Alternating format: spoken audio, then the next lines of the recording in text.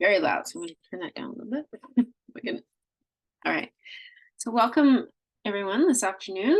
Considering the weather, I know at least here in Calgary, it's not very nice out. I had an easy time finding parking going down to an appointment today. That's the only benefit. But driving is not very much fun, that's for sure. Oh, no, Allison. Yeah, no worries. That's all good. Yeah, you guys do what you got to do for sure. So today's presentation is Elders Protocols and Practice. What can I do in my classroom? So I'm hoping that I can help you guys understand a little bit better. There are not necessarily cut and dry answers to a lot of things, but hopefully, like I said, especially at the end, if you want to ask some questions that are very specific in different situations, I can help you with some of that, but I can give you a general overview and yeah, hopefully enlighten you a little bit more in regard to this area. The presentation today is brought to you by ARPDC, so the Alberta Regional Professional Development Consortia I belong to through the Edmonton Regional Learning Consortium. Yes, I do live in Calgary, but I do work for ERLC because there aren't a lot of people doing work specifically in the area that I'm doing. So I was lucky to come on board with them. We're funded through Learn Alberta. Do land acknowledgement first. So Tanse, I live on Treaty 7 land, which is the ancestral home of the Blackfoot people. There are also Dene and Métis Nation number 3, which I belong to, that are here as well. And of course, there are people from across Canada that I have friends from all across different places that are Indigenous, but those are the main people that have lived on this land. And all have contributed to the shaping of Alberta and Canada. And I thank the Blackfoot for allowing me to live on their land. For those of you who know me, bear with me. We do this each time, but for those who don't, it's to give you a little bit of idea of who I am and how I got into doing this work. My name is Tammy Johnson. For ARPDC, we're called Designers of Professional Learning, which is, I think, a really good title because we do these online presentations. We also do face-to-face presentations and workshops, as well as work in different curriculum areas as needed. So whatever happens to come up that has a special need, right now the focus obviously is the new curriculum. So I kind of fit myself into different areas in that way with different specialists themselves, for instance, like science and math in that area. I am Red River Métis, so what was historically known as the Red River Settlement after the Red River Rebellion and the Canadian government took over the prairies because there was only Upper and Lower Canada at that time. And it was known as the Red River Settlement. My family is from north of Winnipeg in Selkirk, Manitoba, though I went to school in Winnipeg. And for those who are Métis or Indigenous, you know, our first two questions are, where are you from and who are your people? So my main family surnames are Mowat. My mom's a Mowat, McDonald, Mackay, and Beaudry. The Mackays and Beaudry, particularly across the prairies here into Alberta, and the Beaudrys are a French voyageur family. As you can see, the majority of my family is in fact Scottish Métis, Orkney and the Highlands of Scotland. It's a picture of my great grandpa there, James Mowat. If you have been in Fort Saskatchewan or worked there, passed through, you may have seen there's a school named after him, James Mowat Elementary, as well as a park, Mowat Park. And then in Edmonton, there's James Mowat Trail, spelled with 2 T's. And I know people get tired of hearing me say this, but the British did change it. It was actually spelled M-O-A-D, but pronounced the D in Gaelic or Acadian is pronounced like a T, so they changed it. I did start working in Winnipeg. I was teaching first in the same school division in which I graduated in Seven Oaks School Division, and then moved to Calgary almost 30 years ago now. I started doing this work pretty much right away. I was working with other Indigenous kids at that point. I wasn't that much older than them. I was 23 when I started teaching, and they would come in, especially a lot of the girls that were coming in off the reserves at that time, because the economic situation was pretty bad in the 80s. I would say worse than it is now, but I hate to say that. I don't want to, bring that on anyone. But people were coming into the city in droves to get work, and these kids were, very shell-shocked in a lot of ways because the language, barrier and just cultural barrier was significant. So they would often ask me to come and work with the kids and talk to them, particularly in the resource room. So I ended up working part-time in the resource area as well. I started particularly doing this work 2 years ago, roughly, or yeah, roughly that. With Kataskinou Tribal Council and Ignite eLearning Online, I took their outreach program, grades 7 to 9, based around the seasons, which is how they do their curriculum there, and indigenized it for their particular culture, decolonized it. I added Cree language, which I'm now learning. I'm very proud that I get to learn my grandpa's language. Scottish Métis, though those who are British Métis mostly spoke Cree, not Michif, and they spoke French as well. In my family anyway, and yeah, so I took that and then added land-based learning as well, with great amount of support from their specialists at their and at KTCA, which was amazing, and I learned a lot from them. The elders took the work that I did; they were very pleased with it, which made me very happy, and really, yeah, set me kind of on this course to not only do a lot of curriculum work, I do it with different places. I've done a project with Edmonton SPCA that for their 7 grandfather teachings. I've worked now with Bow Valley College. I'm working on different curriculum areas for them with their Indigenous programs. And then other projects that just come up randomly that kind of show up for me sometimes, interestingly enough. But with that said, my focus for doing the ERLC presentations and work is to really specifically inform non-Indigenous educators about how to do this work. So I understand that when I was doing the work for KTC, it really became apparent to me how it was pretty much innate for me to do a lot of this work because of how I grew up with my grandparents. Like, my grandma wasn't Indigenous, but she and my grandpa shared a lot in common in terms of their love of nature and being outside, and, you know, music and all the things that they both loved, that aligned, even though her family was British.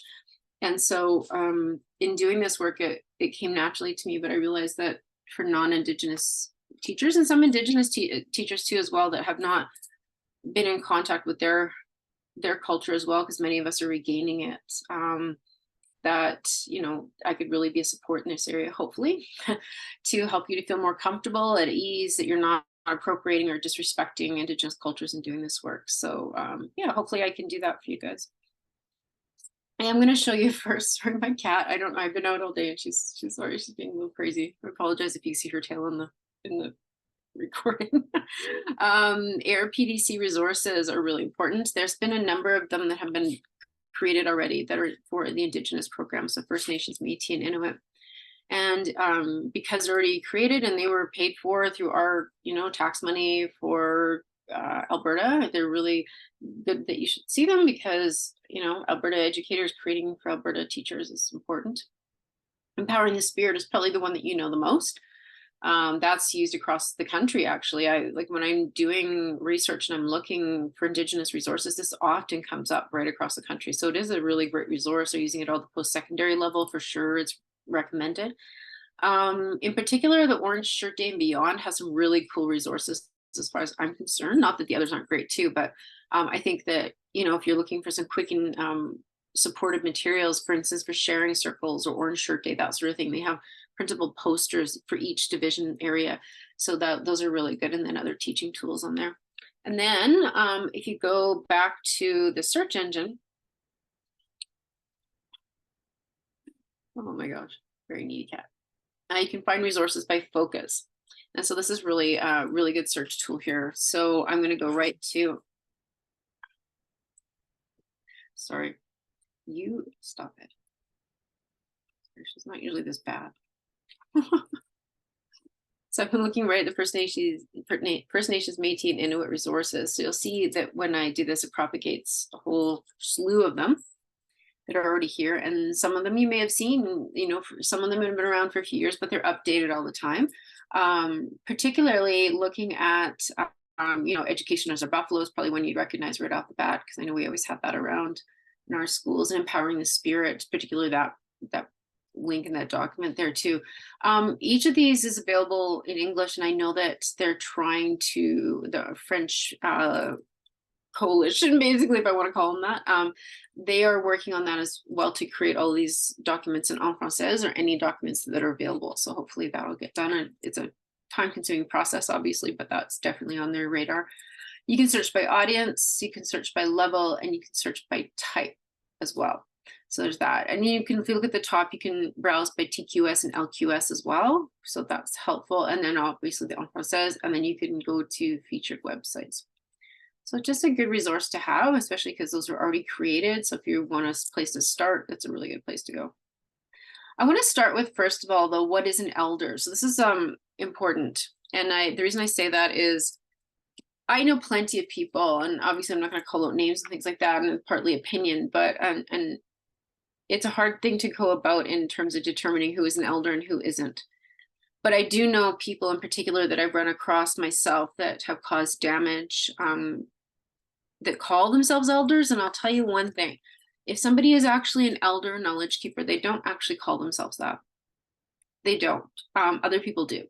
And they're given that position in our communities by other people because of their knowledge and because they carry the culture with them. And there are those who, and I'm not blaming them, because a lot of them, it's because of things that have happened with residential schools or displacement or marriages that have taken place where the one family member spouse marries somebody who's non-Indigenous and they are raised without their culture, which happens a lot. But it's important to know who isn't, because they're teachings that are really important that are handed down.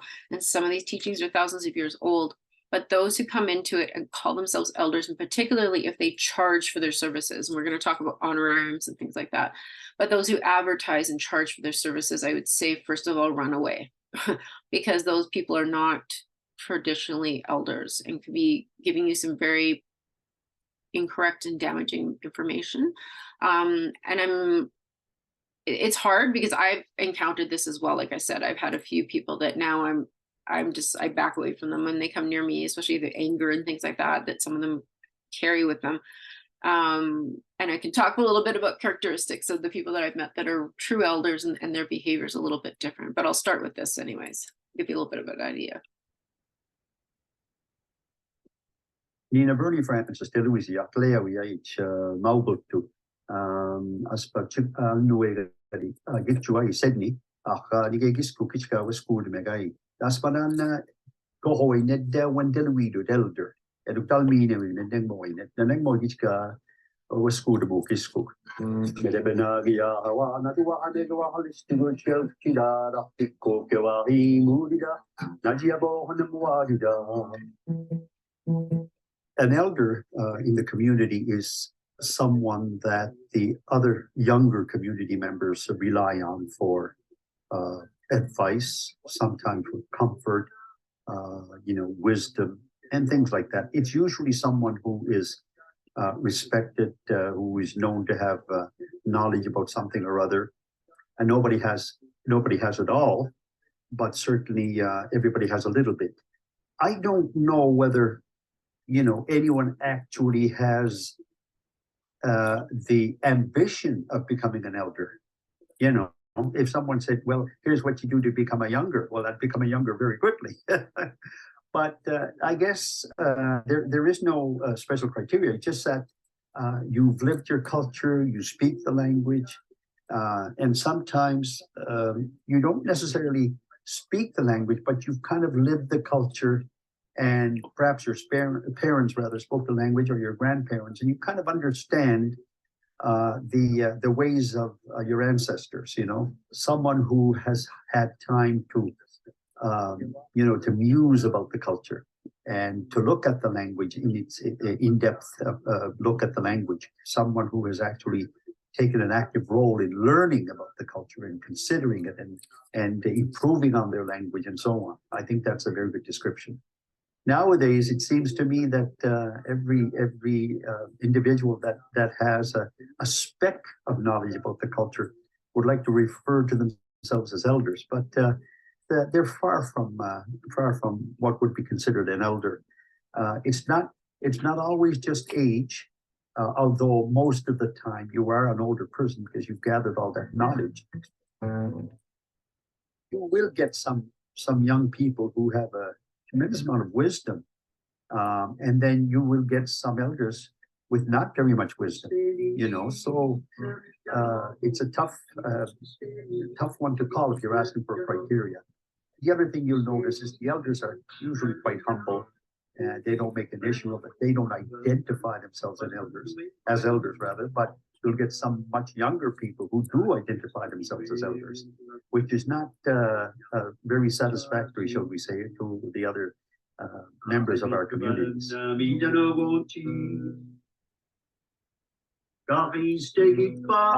suspect that the younger people today must step back a little bit and stop looking elsewhere for knowledge about the Mi'kmaq culture and language and spirituality. The answers that they're looking for are right here in Nova Scotia and the other Atlantic provinces. Our young people must continue to visit the elders who speak the Mi'kmaq language, who lived the culture, and who know something about Mi'kmaq spirituality. Nina Bernie Francis, de Louisiana. So he reiterated many of the things that I was just saying, and of course that's the East Coast, but regardless, it's the same across the board for Indigenous cultures, whether they are First Nations, Métis, or Inuit. And Métis is a little bit different for sure. You know, in my case, I look to First Nations elders myself. And I would say for me, it's because I prefer to practice Cree spirituality. Métis culture is very much based in European religions. And I myself personally, I prefer to follow more of the Cree path. And that's not necessarily true for everybody within the Métis culture. Particularly, I was told by my aunt I'm Métis, we don't do that in Manitoba particularly. Those who live on settlements, however, here in Alberta are more likely to do that because they've lived a more traditional life. You know, but the Métis otherwise, there's pockets in Manitoba and Saskatchewan where people live more traditionally, but in general, they tend to be more suburban, urban people. And so that has been lost a lot of the time.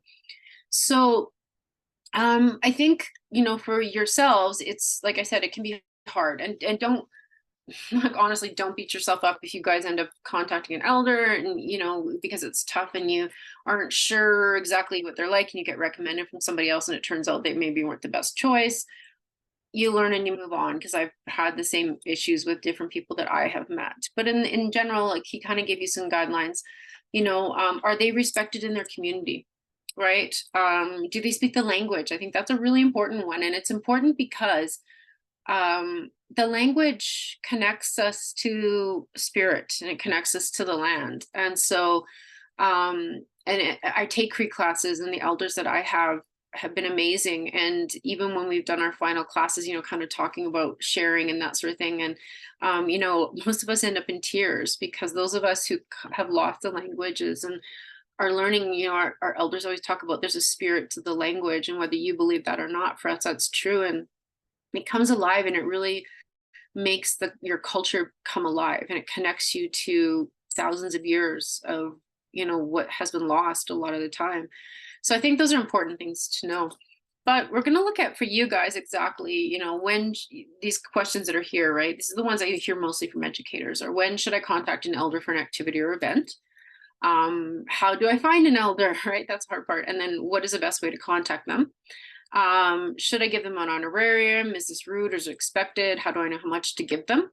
And then what rules and protocols should I follow when they're in my classroom? So I'm going to hopefully be able to, sorry, actually I'll go back for a second here and kind of go over a few of them in my own general terms.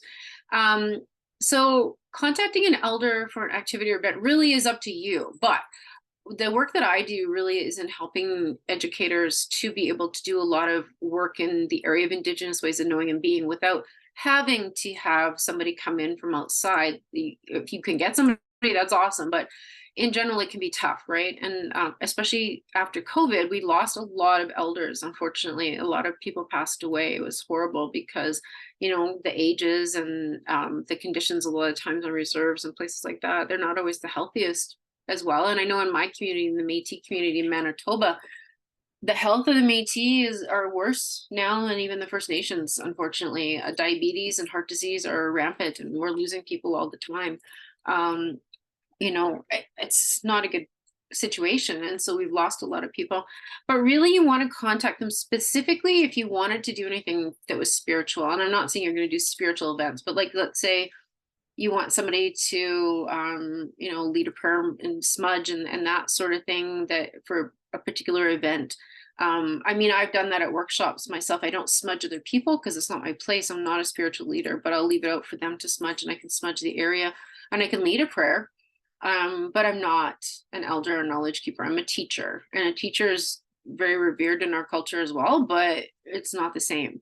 So I say, if there's something you want to teach that's particular, that you don't feel comfortable, and this is the thing, let your intuition guide you. If you don't feel comfortable doing something and you really want to go about doing it, then contact somebody in the community, and perhaps an elder, perhaps another person who happens to have a lot of knowledge in that area. But particularly if you want them to lead like a big event at your school, or that sort of thing, it doesn't have to be in classrooms. So if you want to just have them come and share with the kids, that's always great too. How do you find an elder? And I'm going to give you some places you can try to find them. There is no list, and I'll tell you why. Because elders are elderly people for the most part, and they don't put themselves on a list. And it's not like you can just phone up an elder and like contact them like, hey, you want to come down? Obviously phoning is going to be the best way. Most of them don't do email and texting and that sort of thing for the most part. But within the community, right? So finding people, making contacts, and I'll go over that a little bit more. Yes, there is an honorarium involved. It's rude to not give them something, but they're not going to expect it. You're definitely giving them tobacco. And this could be like in the case of the elder that, I have at Cree class, when we go to things, he tells us he loves chocolate. So if you give them a gift. And so when I went to a sweat lodge, I gave him the tobacco. I gave him a carton of cigarettes that he likes. I gave him chocolates, and I brought material, right? So broadcloth for him. And but some of them you can get ceremonial tobacco, right? And then how much do you give them? Really, in terms of cash, the honorarium should be really equivalent to think about time, and think about time per hour of what you would give somebody else if they were to give you that time. And then also, how far have they had to travel? Is there gasoline involved, right? Did they have to have somebody bring them because they don't drive themselves? That often happens. So you should compensate that other person as well. So thinking about that. And then what rules or protocols should you follow? I've got some of those specifically from different schools that I can show you. So why are elders important? And this is again a short one, but just kind of give you an idea.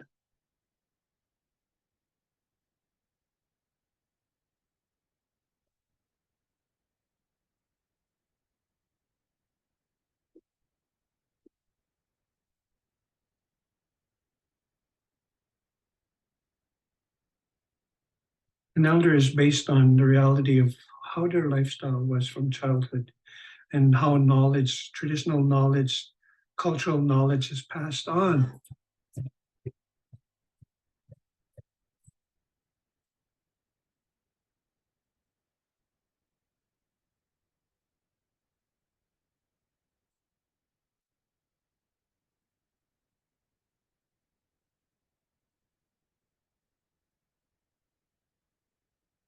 I think elders have a lot of wisdom. They've been around for a long time. They have hands-on experience in a lot of cases. And I think that they're teachers in their own right, and very good teachers. They can bring them into the schools and have them talk to the students, build relationships with the students. Bring the elder in, don't rotate elders. Bring the same person in. If you like a person, bring them in. And I don't think the inroads that we've been able to make with our communities, and again, whether they're Indigenous or non-Indigenous, would have happened if it wasn't for individuals such as Elder Wilson Barehead. Education is really a narrative about stories, whether it comes from a teacher and the teaching of lessons, or a variety of different ways. So it's that connection through stories, which is also, all too important for us to do. If they want to involve elders, they have to understand the process of what protocol is. And sometimes just simple things like bringing awareness to them about protocol, bringing awareness to them what elders have to offer. even though there's many elders, they all have specific responsibilities to bring forward to the people. Like if somebody asked me right now, how do you fillet the fish? How do you bonsai? How do you crepe? I wouldn't know what to do. That's not my expertise. So I would suggest somebody, eh? I guess at the end of the day, it's more about asking directly what you want. When you request it from an elder, then from there they can figure out what elder has to offer, what they're requesting. That's how it starts. To involve elders is to understand elders and what they have to offer. We have so many beautiful teachings. We are rich in our tradition. The teepee, the eagle, the drum. And when we share this beautiful tools that we have, they're like our values. I may have a great appreciation for our First Nations people, and I've learned a great amount, but I'm not First Nations. So the best thing for me to do is ask the experts. So we don't make any decisions with our for First Nations planning or anything that we do without the support and the guidance of our elders in our wisdom and visioning circle. We're going to have a powwow coming up on Wednesday, and it's a division powwow, and this I think is our 4th or 5th annual. We don't organize it. We assist, and we allow our First Nations community to ensure that it's done right. When we share our dances, we invite others to come and learn a few steps. Come and have fun. This is a celebration. This we can call a ceremony. If we can have that opportunity every year to prepare and share this beautiful culture, our parents are going to recognize, okay, they are taking that time to come and share with us. Yes, I recognize their interest in us. I will make sure my kids come to school there.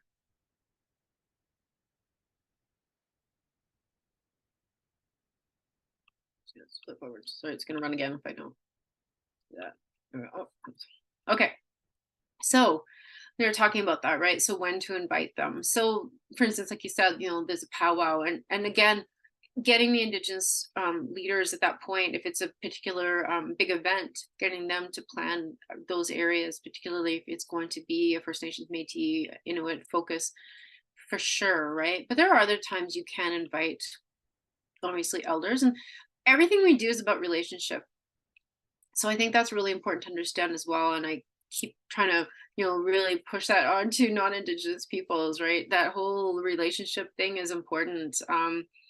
We make connections, and and I think it's interesting because very much like I did go to church most of my life, and there's that idea, especially in evangelical circles or even Catholic circles, you call everybody brother and sister. We do the same thing, because everybody, and people joke. I know an ex-boyfriend of mine said to me, why do you call each other cousin? And I said, well, first of all, pretty much all of us are related in some way or another, funnily enough, right? I said, but all human beings are related. We're all cousins, right? And so it's just a term we use, like, hey, cousin, and that person is related to me regardless, and we all become family. And so it's hard to sometimes distinguish who is our family, actual DNA family, and who isn't for other people. I did want to, include this for you guys, just to give you some ideas, when it's appropriate to invite Indigenous speakers or elders into the classrooms, and just give you some ideas here. And just this article itself, you can read, and you'll get, like I said, you'll get the links within about 5 business days for the recording, and for the Google Slides will be shared with you. If you don't, like I said, I'll give you my email address again at the end, and then if you don't get it, you can contact me. But just giving you some ideas, right? And just like I said, how does this help, in terms of having our people come in, and especially elders, and they're just so full of knowledge. I honestly, like, every time I'm around an elder, I learn so much. We have that expression, you probably heard it, teachings, right? I learned these teachings, and That's exactly what they are. And that's what they're passing on, whether it's knowledge about the language or, teaching us things like in their specific area about, way of life and how to behave with other people, and um, we have a rule when there's elders around, like we don't interrupt them, right? Like we have conversations, obviously, and you can ask questions, but there's a point where it's like there's arguing, right? When you ask too many questions about question what they're saying, basically, I guess I want to put it that way. So we want to be careful we don't question what they're saying, but we can ask questions for more information. So I guess I want to make that clear, because it's really rude to ask an elder to qualify what they've said. But if I don't understand, then I can ask a question about, can you tell me more about that? Or I don't understand this. And they'll be glad to share that with you. But definitely be careful about the how you say it, because it can be very rude. It's very rude to act like you're questioning their knowledge. It's really important. So I have included a few articles in here for you for First Nation elder protocol. It's also the same with Métis and Inuit as well. But this happens to be Bob Joseph's website. He's the one who wrote 21 Things You Should Know About the Indian Act. And he has a consultation company in Ontario where he helps to navigate for corporations and government, in dealing with First Nations, perhaps reserves or companies and things like that as well, to make sure that they're not, obviously insulting or being rude or that sort of thing, and understanding how to go about it. So he's included this as well. And I think it's really important for you guys to understand these things. So questions to ask. So you want to make sure you know the name of the elder when you're inviting them. You want to know the spelling of their name and how they should be addressed. So some do not go by their colonial name. Some go by their Indigenous name. So that's different than a spirit name. Just so you know, a spirit name is given to you. Like I have a spirit name, but that's only used in ceremony. But they will often have a name that's given to them. I don't, being Métis, but back in the day, Métis did have a Indigenous name as well. A lot of them, like Louis Riel, had an Indigenous name himself too in Cree. Get their contact information as well. So these are important. And again, for that honorarium, like when I was saying that to you guys, you never ask the elder what they would like. This is really important, unless they do smoke and you want to know what cigarettes you should buy them. But I know if it's in a school, you probably don't want to do that around the children. So I would suggest getting ceremonial tobacco. And if you guys want to know, I can give you some ideas where to find that. It should be found out ahead of time too. And remember that you're not imposing this is the thing, it says a monetary value in a sacred ceremony. I think that they should be compensated, however, like I said, for time and for travel, and particularly like gasoline and things like that, right? So think about that. And so when you do give it to them, you could even put a note inside the honorarium, just, thank you, for your time and for, obviously the cost of travel, that sort of thing, because you're not putting that onto what if they're doing a ceremony in particular, because that's the tobacco. And if you give them broadcloth and a gift, that's for the ceremony. Just so you know, so that's to give to spirit, not to the elder themselves. The honorarium is to cover their time. And again, like if there is travel arrangements, to do that kind of thing, you should always ask, particularly too, if they have any dietary requirements, because it's really important when an elder comes in that they're greeted, them and whoever's with them, they're greeted when they come into your space, and that they're treated like special guests that they are. So we always feed our elders before we eat, and we go get their food for them and we bring it to them. And then ask if there's anything else that they want. We do that because they're supposed to be, because they are older, right? Usually, generally, and we want them to make sure that we're taking care of them because they've taken care of us all the years before that. And so that's just out of respect, we do that. So when they do come in, you should offer them, just like tea, particularly most drink tea or water, some maybe drink coffee if it's early in the morning, right? And food, to have something there for them to eat as well. They generally don't participate in events where alcohol is served. And I know as a schools, generally that's not happening, but if it happens to be an evening thing where that's around, just so that you know. Particularly alcohol is not around ceremonies, depending on the rules or the protocol that are involved. I know for myself, like I abstain from any substances, period, because 4 days and 4 days before and after of ceremony, you're not allowed to have any substances. So I just don't even bother, because then I don't have to worry about if something a ceremony comes up and I want to go do it. I don't have to worry about that happening. There's also ideas around alcohol and things like, you know, marijuana and stuff like that in regard to what it does to your spirit, but that's a whole other conversation if you want to learn about that.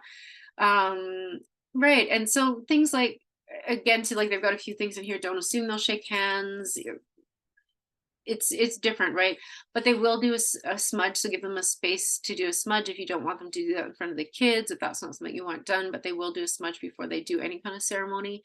And they do give you some other ideas in here too, right? Like remove hats. I was volunteering downtown in Calgary in the summer for a friend who's an artist at the TELUS Convention Center for an artist sale. And there was an elder there, and I generally wear a hat. I just wear a fedora a lot of the time, or different hats. And I took my hat off when she was praying.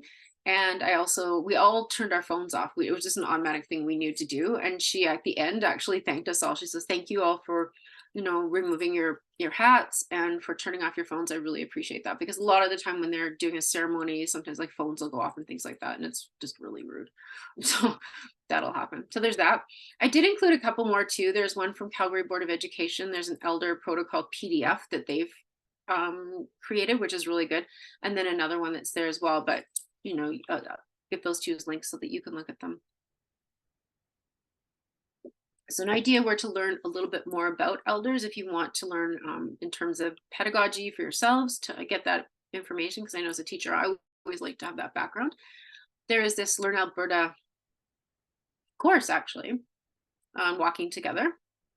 And it is a professional development one that you could, especially if you've got this First Nations, Métis, Inuit on your TQS or your LQS, you could definitely use this.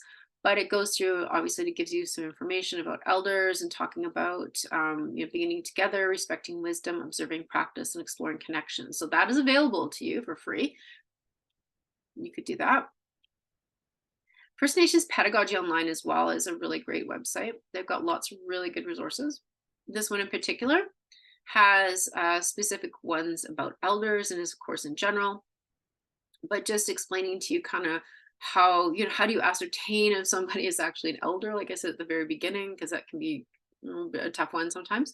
And then, you know, just learning about that. Like I said, the elders online, generally they're not great access online, but there's, you know, and then they've got some tutorials on here as well, give you some preparation about being around them, and a few more videos as well to give you some ideas about that, and some ideas with some women that are elders. And this one, Indigenous Education and Cultural Protocols, again from CBE in Calgary.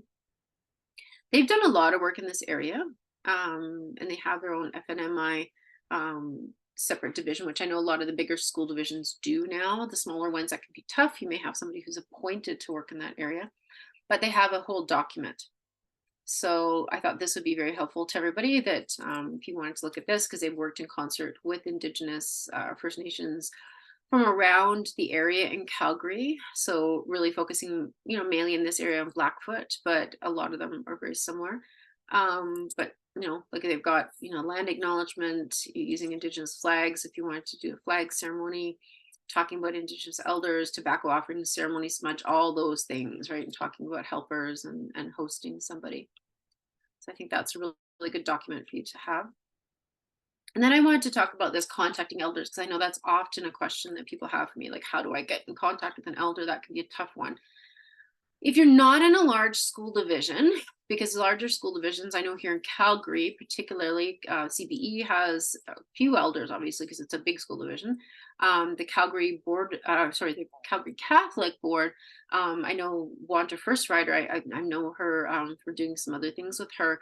She's there, and I know she's wanted to retire for a few years, but she's getting well into her, late 70s, and but there's just such a need. She's an amazing lady, and to me, kind of the epitome of what an elder should be like. She's a very humble lady. She's very kind and gentle, and she shares her teachings, and people listen to her because she just has that kind of, you know, very serene kind of personality. So she's amazing. But I did want to show you, I know some of the bigger school or if you're in the Calgary or Edmonton area, but even if you're not, it might be a place for you to start it, whether you're in the south or the north. So you can look at the public libraries. So this is the Calgary public libraries have a few. So they've got them from different areas, right? So just looking at, so they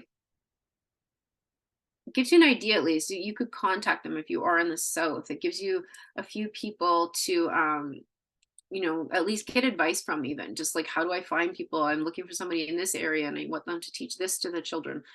They know so many people, right? And this is in Edmonton. So they have an elder in residence, but I know, again, too, like if you were to contact this lady, she's not coming to in. They've got a couple of videos about her, and then they were talking about the elder in residence programming. But there's also, if you happen to be in the Edmonton area, there's also being able to visit the libraries and arranging to have something done.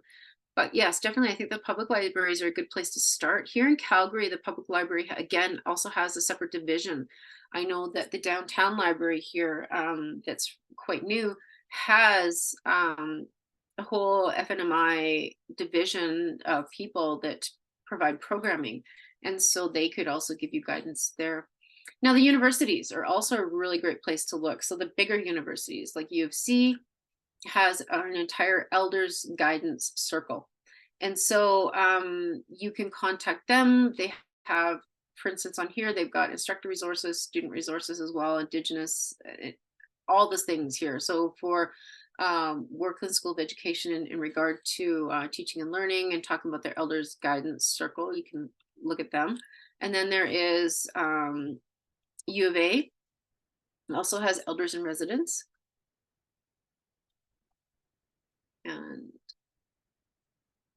yeah, again, so looking at these, there's Elsie Gauthier and Francis Whiskey Jack. And so again too, if you're not sure, contact them. And the other thing is too, I always tell people, you want to get to know people in the community, attend powwows, right? Anybody can go to a powwow in your area. Go to round dances if you get the chance in the wintertime. They're fun. There's food, there's people selling really cool things, lots of vendors. You get to learn about the culture. There's drum competitions. Yeah, it's a really fun time, right? Everybody gets together. It's mainly a time for everybody to come together, not just the round dance, but we all get to visit with each other, and there's lots of hugs and, hey, how you doing? And even if it's people you see all the time, we all hang out together and have a lot of fun. So you can get to be part of that community and get to know people. It's easier to find out who's in your area. There's other organizations as well, though, that you can contact that have elders. So this is the Alberta Native Friendship Centers Association. And so in each larger center, and even some of the smaller places, there's friendship centers. So I always say these are a really good place to start, because if there's one in close enough to you, at least they can probably tell you, if there's elders around that might be able to work with you or to visit with you. And so, and they, like I said, they're friendship centers. So as you can see, they've got Métis, Cree, Blackfoot, Dene, Chippewa cultures, all different groups of people from across the province, whoever may be around. They have also Provincial Elders Wisdom Circle. And then they do youth and elder gatherings. And there's one every year where they actually get all the kids together that are represented from their communities with elders. So they can pair them together to learn. Pella's World of Science. I know in Edmonton, they do some work in this area. So this is Edmonton, Calgary as well. I didn't put Calgary, I don't think I did, but they do have some work as well. This is just an article about it, but they do consult with elders and knowledge keepers for sure on their programming. I know here in Calgary, I've attended numerous evenings where they have, and it's free for us if we're Indigenous background, because we just show our card and we go in and they let us in for free, which is amazing. And I got to hear elders talking about braiding last, it was about a month ago or so, a month and a half ago, braiding sweetgrass, of course, talking about that, but also about braiding hair and different cultures and the kind of their take on it. And so for me, that was really interesting. I know for some people that might not be, but it was for me and my friend that went. Edmonton Chamber of Commerce, if you happen to be in the Edmonton area, they also have you know, an elder. So chambers of commerce in each of the cities, they often have an elder that they have. United Way, Calgary and areas, United Way. So a lot of the bigger organizations that especially work with Indigenous peoples, and actually the gentleman sitting right there that has the little skull on his face with the glasses, that little cap, that's Patrick. That's my elder for my Cree classes. So he's there. So yeah, we've got I get to see a picture of him. I didn't realize when I looked at that before that was Patrick, but he does make that face. He's funny. Unless you give him some Pepsi and some Bannock, then he's happy. So here I kind of came up with some steps for you guys or some ideas in terms of contacting. So obviously contact your school division, Indigenous services, if that's available. Contact local reserves, libraries with elders and residents, post-secondary institutions, and local Indigenous organizations like friendship centers. So I've shown you some of those. Again, remember from the videos that I showed you and talking that elders have specific knowledge in specific areas. So you need to find out who might be the best one for you to use in that particular area. If you're just looking for somebody in general to lead a ceremony, they can pretty much all do that. 3, phone them, call them, right? No, they're older. Emailing is fast for you for sure, but it may not be as effective and they probably won't check. I know I emailed my elders over the summer because I had wanted something, but they didn't even look at it. It was summertime too. So they're busy spending time with their grandchildren, you know, going to powwows or having fun. So they're not going to check their email at that point. Remember to follow the protocols for giving tobacco and an honorarium or costs for travel and a companion if needed. When in doubt about a classroom activity or project, ask your local elder Indigenous advisor about it. Really important to know. So what happens though? You've done all these things and you still can't find somebody, and I know this happens, right? So if an elder or knowledge keeper is unavailable, there are some areas where you can include Indigenous ways of knowing in your classroom or your school without having to have an elder or knowledge keeper. And these are the areas that I cover in my sessions usually. So sharing circles, because there's protocols online and things like that, storytelling, the medicine wheel you can do in generic terms, obviously not specific to a particular nation or group of people in a culture. 7 grandfather teachings, there's tons of things available online that you can teach, and land-based learning for sure. There's definitely lots of areas of land-based learning that you can take upon yourselves that do not require specific teachings. Those that do require teachings, obviously you need the person there. Now I have lots of things here as well to show you, giving you some resources here, and I'm not going to go through every single one of them, just pointing them out that they're here that you can look at once you get the slides. There is that blanket exercise, right, from Kairos. Obviously you would want to take the training on that. I believe now the training is also online because since of COVID they did that.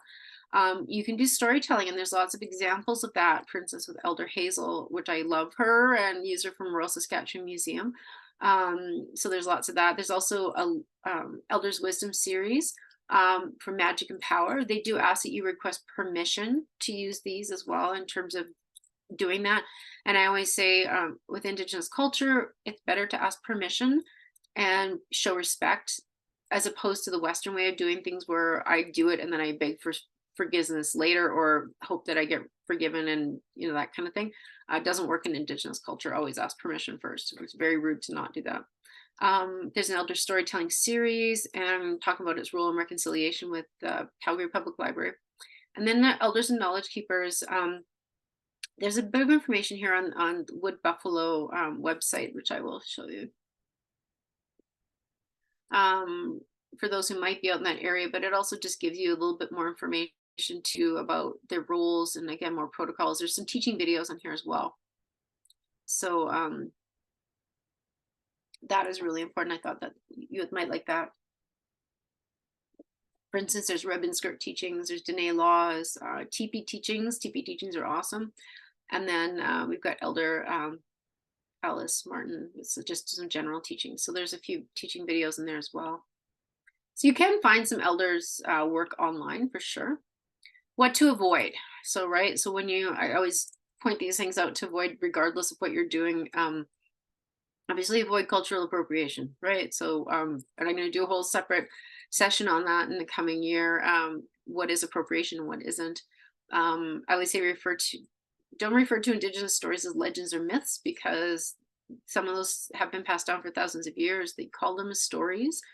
call them histories if you'd like, but especially those who involve animism. A lot of Western people refer to those as legends and myths, but it is part of the spirituality and culture that everything has a spirit, right, including the animals. And so just keep that in mind to just show that respect for that. Obviously, using unauthorized materials. And again, I always say, if you find something that's not in a bookstore online, like an Indigenous bookstore or a video online that you're not sure about, just send the person an email or check with them if it's okay for them for you to use it, if you're unsure. And obviously engaging in ceremony without an elder. I did include these articles as well. Just the CBC has a couple articles, Canadian Encyclopedia, and then there's another one about how and when to invite Indigenous speakers to the classroom. So you can take a peek at that as well. But I did make it so I have 10 minutes left. So I'm going to stop recording now.